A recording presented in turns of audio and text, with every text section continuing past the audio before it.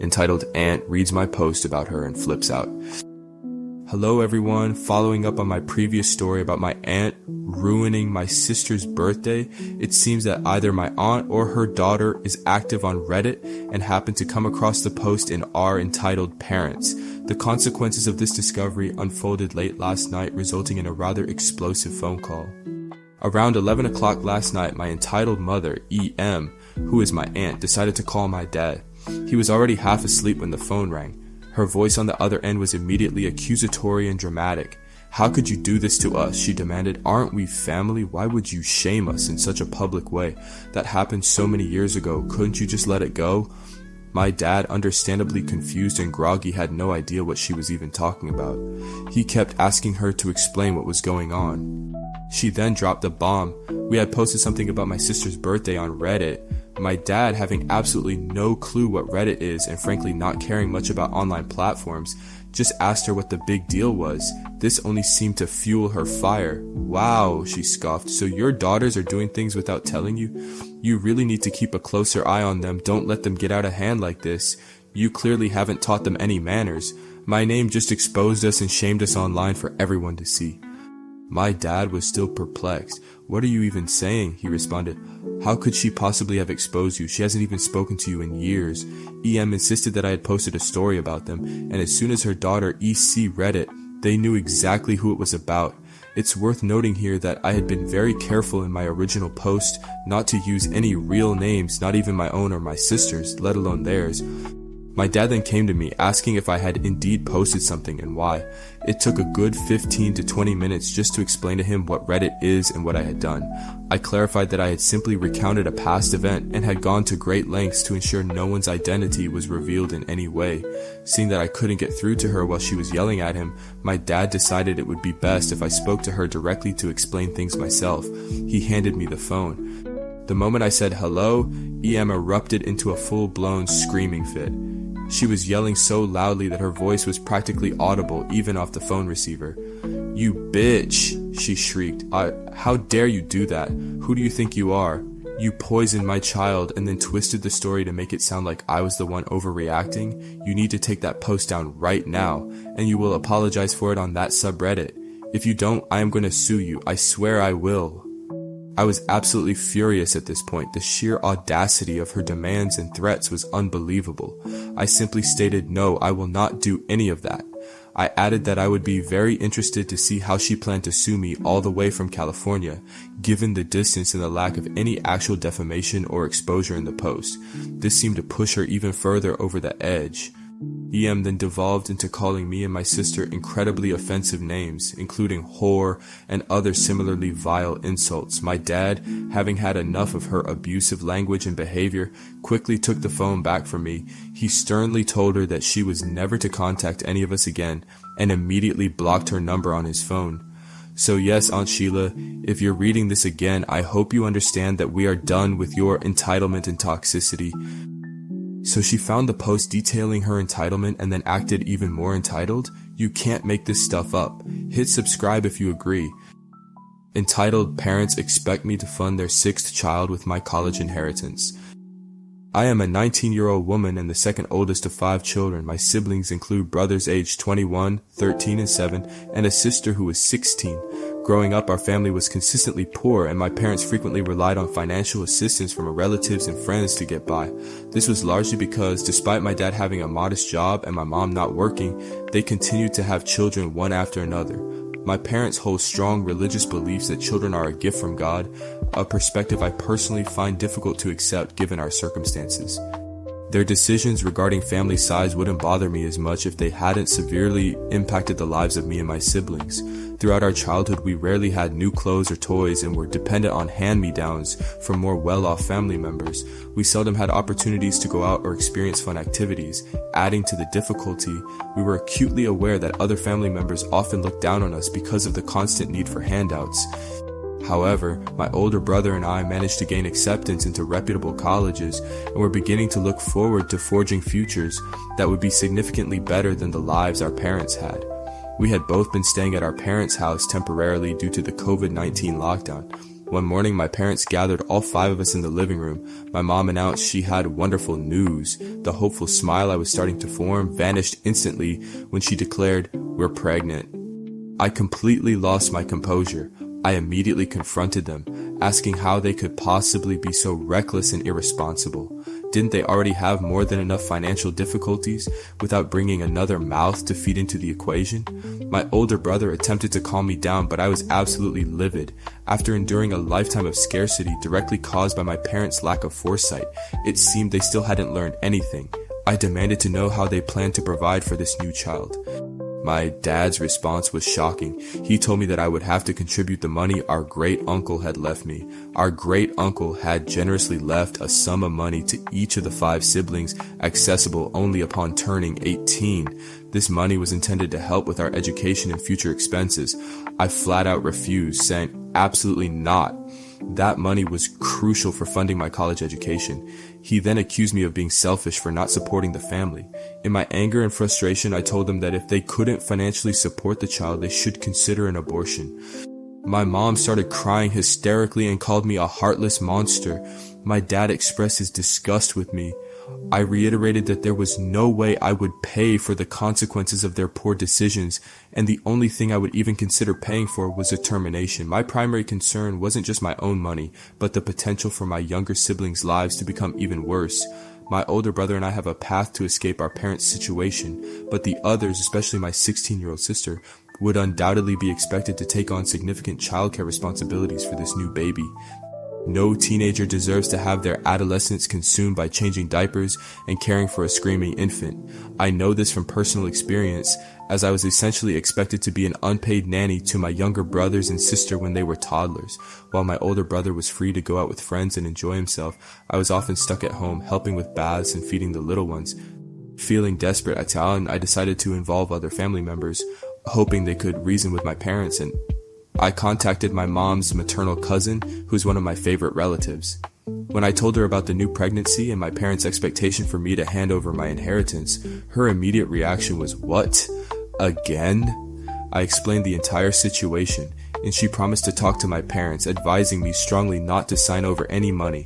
I assured her I wouldn't, as I had no intention of doing so.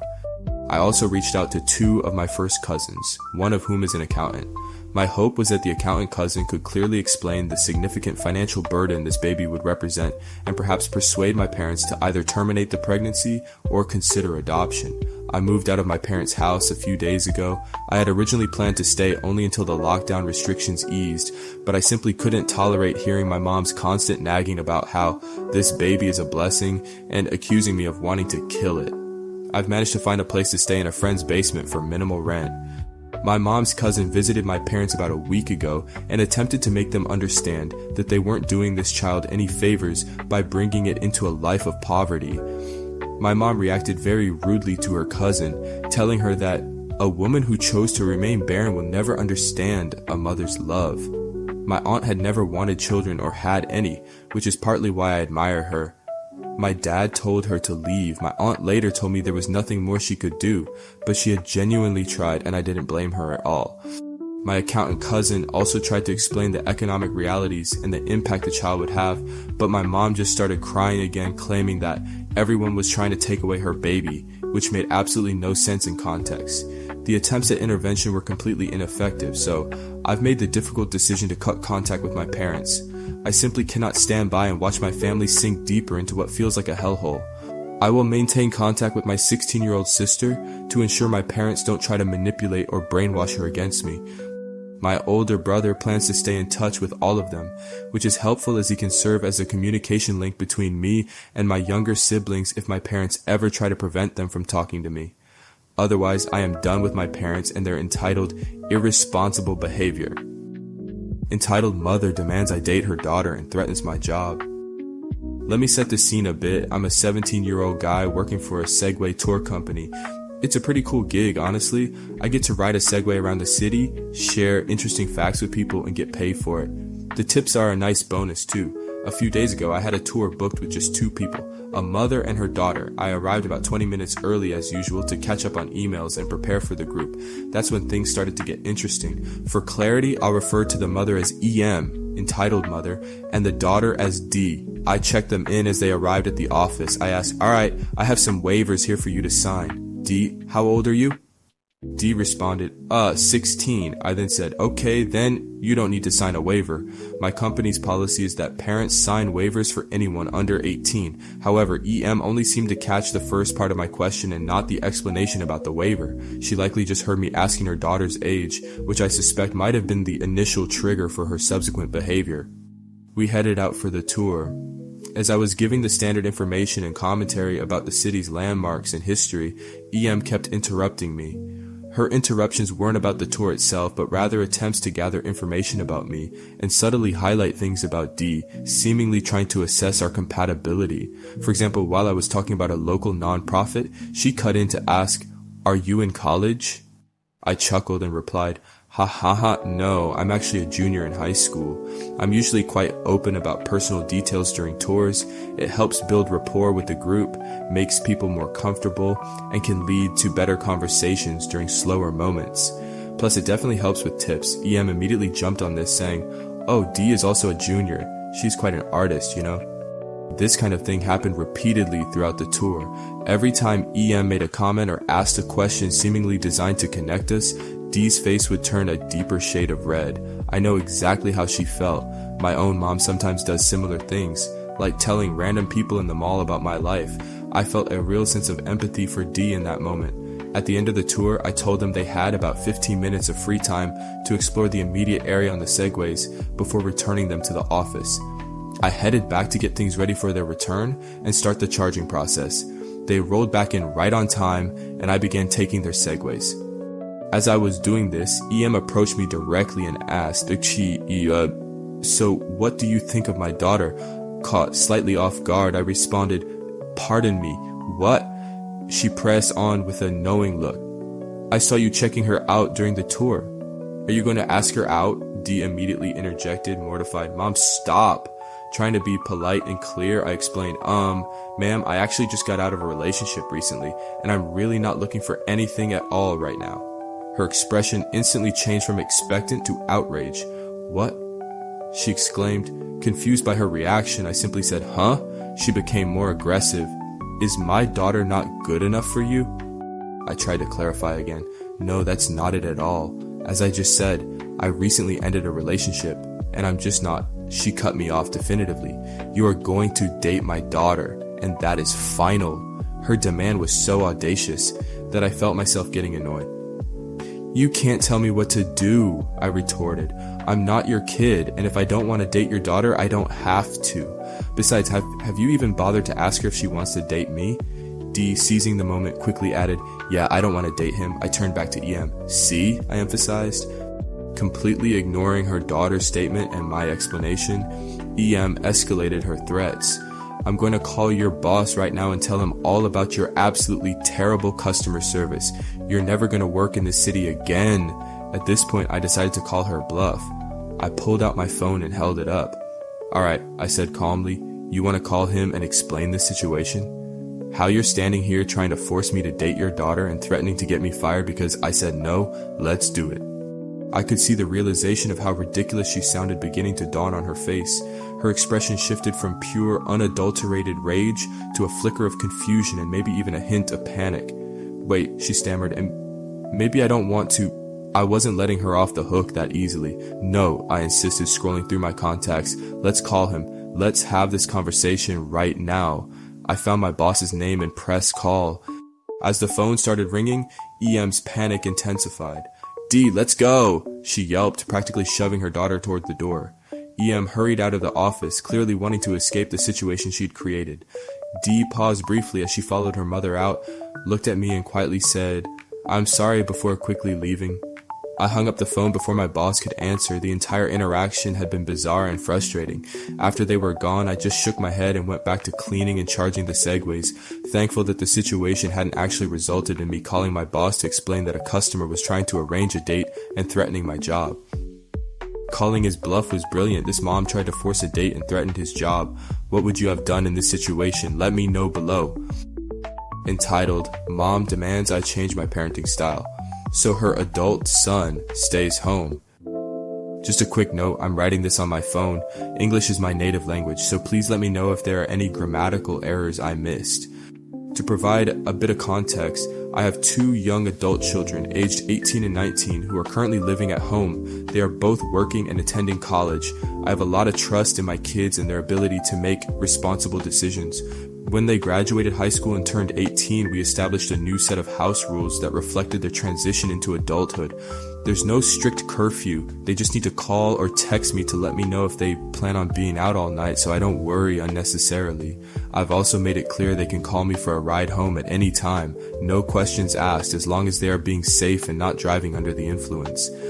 Their significant others are welcome to sleep over or visit for the weekend, provided they just give me a heads up. During the summer when they are working full time, they contribute a small amount for rent and pay their share of the car insurance. We all have our chores and responsibilities, and we work together as a household. I make sure to tell them if they are acting out of line, and they generally listen. And in turn, I make an effort to listen to their perspectives as well. There's very little conflict or arguing in our house. My goal is to provide them with a supportive environment where they can begin to spread their wings and learn how to be responsible adults, with me serving as a safety net. Lately, one of my children's significant others has been spending a considerable amount of time at my house. My daughter's boyfriend, Tommy, not his real name, who's 19, is here pretty much constantly. 2 days ago, I received a phone call from a number I didn't recognize. I answered, and it turned out to be Tommy's mother. Me, hello? You need to tell my kid he isn't allowed over your house anymore. Me, excuse me, who is this? This is Tommy's mother. Me, at this point I had a feeling where the conversation was heading. Oh, Tommy's mom. It's nice to finally talk to you. I have to say, you've raised a really great kid. He's always so polite and respectful whenever he's here. In fact, look, I don't care what you think about my kid. He is never at home. He isn't spending any time with me. It's not fair. Me, okay? I'm not sure there's much I can do about that. Yes there is. You can tell him he can't come over to your house anymore. I want him home, and you set a terrible example for my son. Your daughter has no curfew, and I am sick and tired of hearing how nice it is at your house. I miss him and I want him home where he belongs. At this point, I lowered my voice considerably and spoke in a firm, almost growling tone. Are you done yelling at me? The sudden shift in my tone seemed to catch her off guard and silence her. Me, I will take that silence as a yes. Now, I have a simple question for you. Do you trust the way you've raised your son? What?